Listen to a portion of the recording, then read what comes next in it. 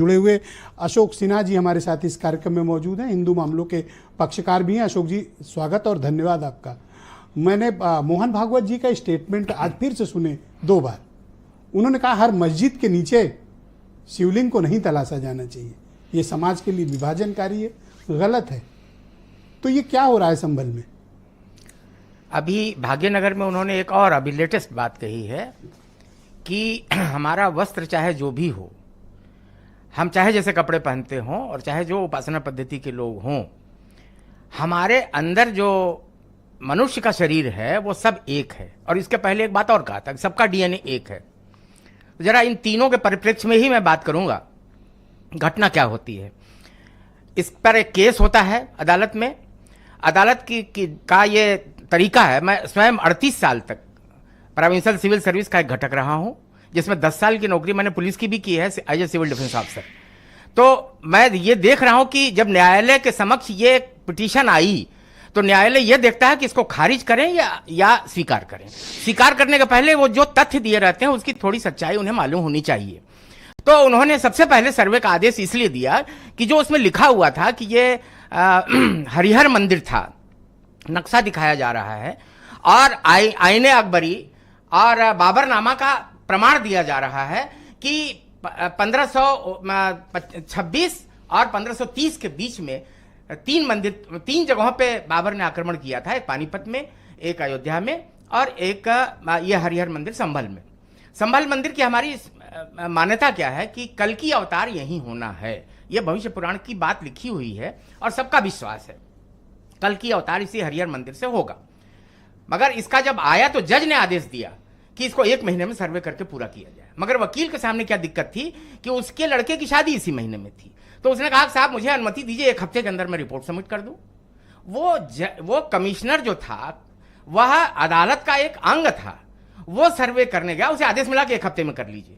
तो वो पहले 19 को पहुंचता है। 19 को पहुंचने के बाद सर्वे शुरू होता है और नियमानुसार सर्वे शुरू होता है।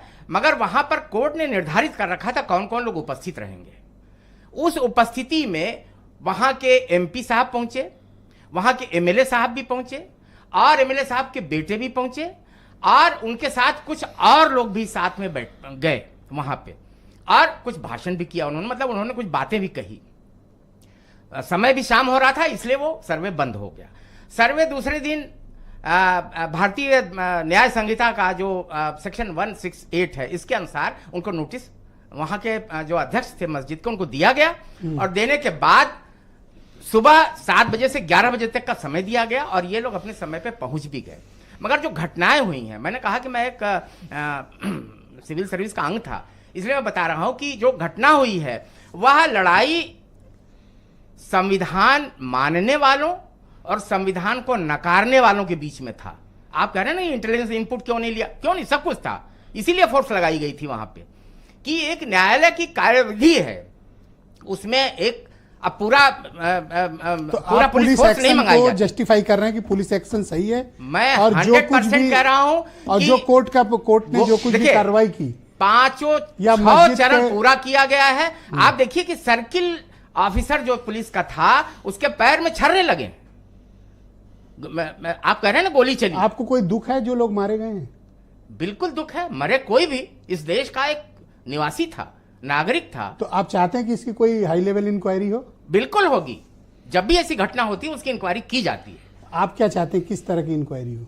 इंक्वायरी हो कि सच्चाई क्या है, किन लोगों ने इस प्रकार की अफवाह फैलाई कि खुदाई हो रही है, किन लोगों ने यह अफवाह फैलाई कि नहीं अंदर जो है हम, और जाके देखिए कि एमपी साहब ने 19 को भाषण क्या दिया था, हम इस देश के मालिक। 19 तारीख को रोका क्यों नहीं गया? सुनिए, उन्होंने भाषण क्या दिया है, हम इस देश के मालिक हैं, कोई नौकर और गुलाम नहीं है।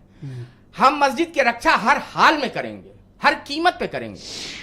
बिंदु और 2-4 कहे जो नहीं कहे जा सकते, इस समय मामला गर्म है।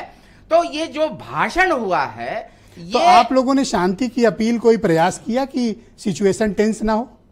देखिए, पुलिस ने पूरी व्यवस्था की थी, पूरी तैयारी के साथ, और मगर इसमें जो पहले प्री प्लानिंग करके जो ये पथराव हुआ है, जी, जो हथियार बरामद हुए हैं, जो दृश्य दिखाई पड़ रहा है, जो सीसीटीवी कैमरे पहले तोड़े गए हैं, थैंक यू। ये उद्देश्य क्या था? सीसीटीवी क्यों? क्या हमारी पहचान न हो? बहुत शुक्रिया आपका। मैं एसएम अशरफ साहब को आमंत्रित करता हूं, बहुत ही जाने माने